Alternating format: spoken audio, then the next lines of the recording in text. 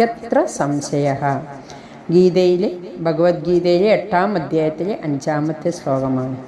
യാതൊരുവൻ മരണസമയത്ത് എന്നെ തന്നെ സ്മരിച്ചും കൊണ്ട് ശരീരം വെടിയുന്നുവോ അവൻ എന്നെ തന്നെ പ്രാപിക്കും.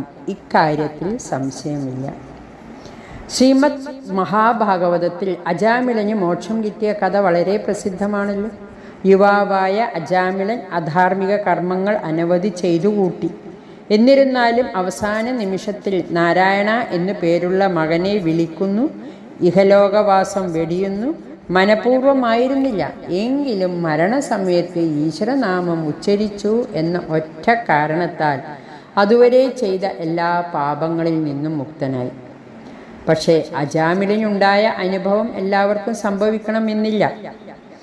ഈശ്വരനാമം ഉരുവിടുന്നതിൻ്റെ മഹത്വം എടുത്തു കാണിക്കുന്ന ഒരു കഥയായിട്ട് മാത്രമേ നമുക്കിതിനെ സ്വീകരിക്കാൻ കഴിയൂ.